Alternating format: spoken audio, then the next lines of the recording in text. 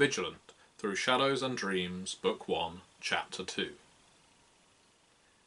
After a quick stop in the coach room to collect Earcade's gear, Trophion guided Earcade to the back of the headquarters and caught a passing ranger by her arm. "If you have nothing pressing, escort this man to the local barracks." He gave the young woman a packet with Earcade's enlistment orders. She saluted formally, seized Earcade's hand, and towed him out the back doors of the manor and down the hill. "You volunteer?" she asked. Earcade nodded, struggling to keep his pack on his shoulders and still match her speed on the cobbled road. "Well, you're going to have to get used to fast marches with full packs," she laughed, then pulled him down a narrow flight of stairs. They followed a route between buildings and through alleys, emerging at a small walled compound at the foot of the hill. They entered, saluting the gate guard. Around a courtyard, men and women in rangers' leathers exercised, repaired armour, honed weapons, and sparred or trained. "Caral!" Earcade's escort called. "Fresh meat!" A stout man with a pitted face put down his quarterstaff and walked over. The young woman handed him Earcade's papers. He opened them and read, moustache twitching. "I'm very excited to start training under you, sir," Earcade announced. He raised his hand, repeating the young woman's salute at the gate. Caral laughed. "If you're lucky, you may fight under me, son, but no matter who's signed your enlistment orders, you'll be training with all the others at Vigil Watch Fortress. That's over near Bride Lake. We have a group going—" he scratched his cheeks. "Brouth, when's the supply caravan for the fortress leaving?" 2 days, sir," yelled a voice from the barracks. "In 2 days, then. Find a bunk with no bedroll on it, stow your kit, and get back here." Caral pointed towards the barracks hall. That afternoon, Caral tested Earcade's skills. Archery, acceptable. Sword fighting, lacks fundamentals. And knife skills, proficient. The sergeant also questioned him on woodcraft, basic. Tracking and animals, bias towards game animals. And hunting and trapping, curious, whatever that meant. Earcade spent the next 2 days staying out from underfoot. Rangers came and went, throwing down a bedroll for a night or an afternoon, then disappearing just as quickly and leaving an empty bunk. His second day, Earcade left the compound and wandered the marketplace looking for booksellers. Finally, he found what he was seeking on a neglected shelf in an inkseller's shop. A thin, well-worn volume of A Traveller's Guide to the Nation of Vesh, on which he spent his last 2 gold pieces after dickering furiously with the shadowy halfling shopkeeper.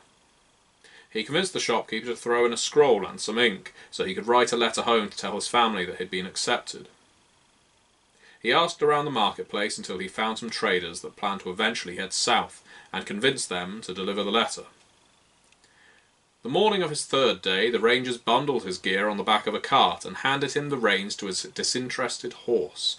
It was the longest trip he had ever taken on horseback, and his backside did not enjoy the journey. But as the towers and halls of Vigil Watch Fortress rose above the forest, his pains and worries diminished. The thick walls perched on a rough ring of stone that looked like it had been raised out of the earth itself, which perhaps it had. Sturdy towers watched the land for miles around, and the town of Bride Lake clustered close around its armoured guardian, roads like spokes travelling out in all directions. The gates of the fortress were thick and heavy enough to crush a man between them as they closed, and inside the fortress wall was enough room for a battalion of rangers to eat, sleep and train, which they were. The caravan driver handed Earcade over to an errand boy who guided him to the main hall, where a scribe read his papers, assigned him a bed, and sent him to the quartermaster. The red-faced dwarf at the quartermaster's hall loaded him with a rough bedroll and a cloak and loose shirt in Vigilant colours, then pointed him to the mess. At the mess hall, a fellow recruit handed him a bowl of stew and a hunk of crusty bread, which Earcade devoured. Then he followed the other recruits back to the barracks and blearily found his assigned bunk, where he dropped his pack and collapsed. Drums woke him in the morning. 5 other recruits rolled out of their beds, dressed, and ran to the field. Earcade climbed stiffly from bed, pulled on his new shirt and cloak, and hurried to join them. At the door of his bunk hall he turned back and stuffed his belongings into the trunk at the foot of his bed, all except his father's bow, which he slid carefully under his bunk. The Divine War shook Skarn to its foundations. The seasons went mad. A week of summer followed by a year of winter, and then a month of autumn, then summer again. The heavens themselves shook. The moons left their ordained paths, disrupting the tides. The very stars fell, darkening the sky. At the end of the war, the 8 victor gods set about putting things right. They put Belsameth's moon on a regular course, 25 days from new moon to new moon. They steadied the seasons and made them even and constant in length. They raised new constellations of stars in the sky to honour powers that aided them in the war. Each constellation ruled the heavens for one cycle of Belsameth's moon. They ordained new months around that same cycle, 16 of them, 2 named for each victor god. Each season encompassed 4 months, and each month they divided into 3 8-day weeks. They named the days for themselves as well, and reserved the final day of each month for the Titan Denev, the only one of her kind to stand with them against her brothers and sisters. Then they declared a new calendar to mark time. Year 1 AV, after victory, began on the first day after the last of the Titans had fallen, so they said. On that day the gods brought into being their new spring. Earcade began his training with the Veshi and Vigil on the first day of the month of Tanot, the second month of spring, 148 years and 1 month after the end of the Divine War. It was Core Day. "Your schedule," Sergeant Arbeneath said, "is as follows." The lean, wiry elf stalked back and forth before Earcade as she talked, one finger idly tracing the intricate vine and spear tattoo on her forearm. Earcade's stiff new boots and leather armour pinched him. He remained as still as he could manage. "We wake at dawn, break our fast, then train in weapons, swords or bows, depending on your needs and ability. After lunch we move to the classroom to study what skills you may need from books like politics, geography and history. Each Madra Day and Shah Day afternoon we perform specialised training based on your expected assignment within the Vigil, the scouting or healing arts, or magic if you have the skill for it. After dinner you return to the material you've studied during the day and commit it to memory unless we assign you other work. In your case, Lenaire, that would mean your lessons in Veshian. We take our rest at the end of each month on Den Day to honour Mother Denev. You and your fellow soldiers can train in whatever weapons or skills you choose that day. And of course we celebrate high holidays as dictated by the gods.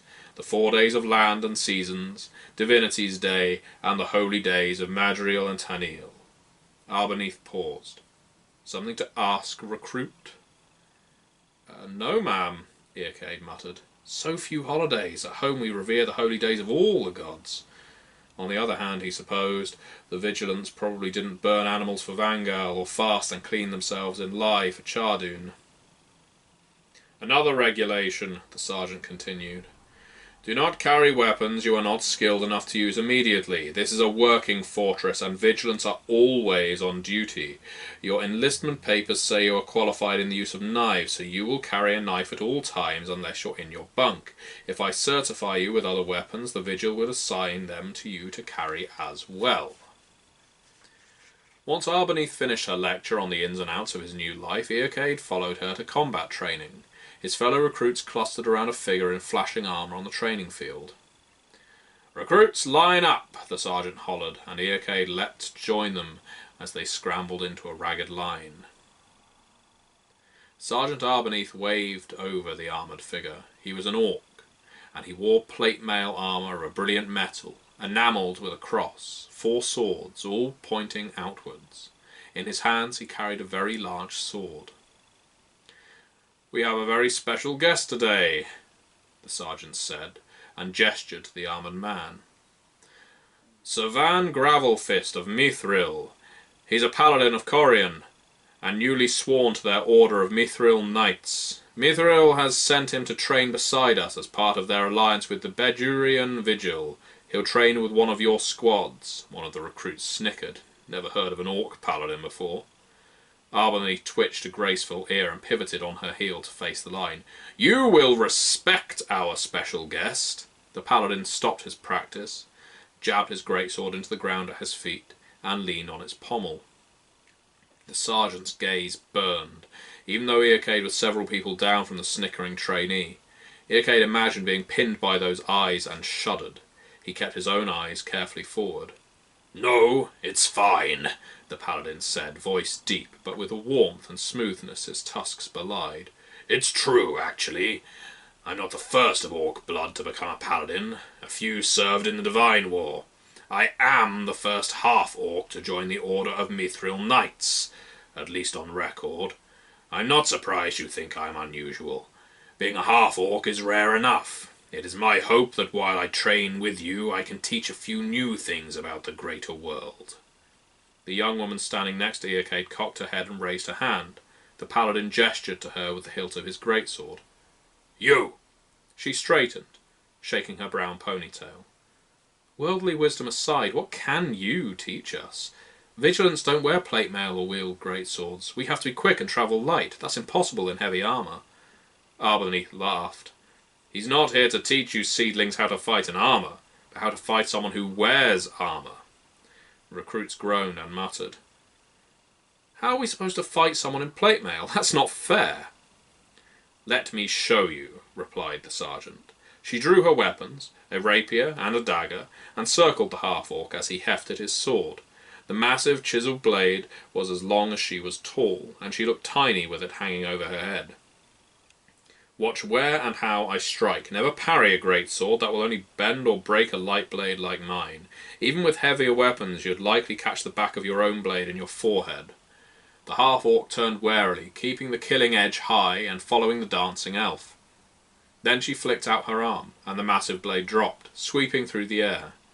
Arbalneath leaned under the blade, and it tore the air just behind her head. Her dagger stabbed out, just glancing off Van's shoulder. She skipped lithely away as the paladin turned his sword in the air and cut another half-circle back towards her before recovering the blade to its position, poised over his shoulder again. You must dodge, the sergeant said. Wait for your opponent to swing and strike at a vulnerable point in his armour. There are many, if you know where to look. Capped quick, she aimed a thrust at the paladin's left leg. The killing blade dropped again, but Arbalneath rolled to his right and jabbed her dagger at the pit of his right arm. The paladin grunted in pain, lowered his blade, and laughed. Well aimed, Ranger. The sergeant saluted the paladin with her rapier. You put too much faith in your greatsword, she retorted. Large weapons require great power, which generally requires a large swing, exposing those vulnerable areas. The paladin pursed his lips, nodded, and hefted the sword again. Earcade watched the elf and half-orc spar. The paladin took several more reserved swings at the Vigilant, but she twirled clear each time. As Van raised his sword again, Earcade noticed a bright blue sash on the gambeson under the orc's plate mail. Her blade left a mark on him, Earcade whispered to the recruit next to him. What is that? It's there to indicate where she struck, she whispered back. The training yard's enchanted. Weapons can't do any real damage unless they're magic stronger than the field. They glamour the weapons to leave marks behind that show where you've been hit. Although the bruises will tell you well enough, I've got plenty from last week to prove it. Earcade squinted. Indeed, a faint blue shimmer outlined all the weapons being used, and now the paladin had 3 splotches of blue on him. The elf raised a hand. Van dropped the tip of his blade to earth. Sweat dripped off his jaw, and in the cool air his breath steamed. Arbalneath approached him and tapped the blue mark on the paladin's chest. As you can see, my strike to the armour did him no damage. But here, she turned the orc and pointed to his underarm, and here, she pointed to his neck, these would have reached flesh. This neck wound, had it penetrated, could have easily killed him. Another tactic, she continued, exhaust your foe. Swinging around a greatsword takes a lot more energy than using a lighter one-handed blade, so wear him down. Wait for him to make a mistake, and then strike. It's going to take a lot more than that to tucker me out, laughed the paladin. The half-orc's laughter was contagious, rippling through the recruits. Earcade wondered if the paladin wasn't flirting with the Vigilant, but he enjoyed the break in tension, whatever the source. Arbalneath gestured to the weapons racks. All right, each of you take up a short sword and knife and try it out. Rank 1's on the training dummies, and rank 2's take turns with Sir Van. Those of you waiting to fight Sir Van can practice with each other until it's your turn. Remember, you're to strike at the unarmoured vulnerable points under the arm and behind the knee. Avoid the head for now, and wear helmets. Our protection magic is good, but you can still take out an eye. The other recruits grabbed up weapons and gear, then dispersed among the training stations. Earcade collected a knife and helmet, then hefted a short sword. He played with its balance and swung it a few times to get a feel for it. The sword was lighter than the branches he and other children had played at sword fighting with in the fields at home. The blade was sturdier than a knife's, twice as long, and sharpened on both edges. He flourished it uncertainly. "Pick a dummy, Linnell, and let's see if you have a feel for the blade," the sergeant said. Earcade chose a free training dummy. He hefted his weapon, then slashed down at the dummy's outstretched arm, connecting with a finger-numbing thunk. He frowned and stepped back. That doesn't feel like the right approach. "No, Linnell, it's not an axe," the sergeant said. "A short sword's no good for chopping away with sheer strength. It's a light blade, with a sharp edge and a good point." She grabbed his arm at the wrist, manoeuvring him into a new pose. "Blade in front, tip towards your enemy. Keep the weapon in line. It's more important to hit in the right place than to hit hard. Understand? Now practice. Arm, arm, leg, leg, dodge."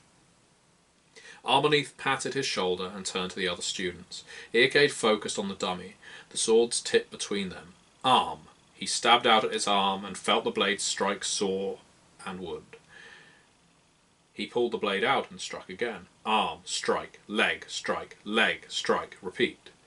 He lost track of the number of times he completed the routine after reaching 10, and his mind began to wander. The blade felt light in his hands. He began to flourish it a little between strikes for his own amusement, to twist on the recovery and do more damage to the straw.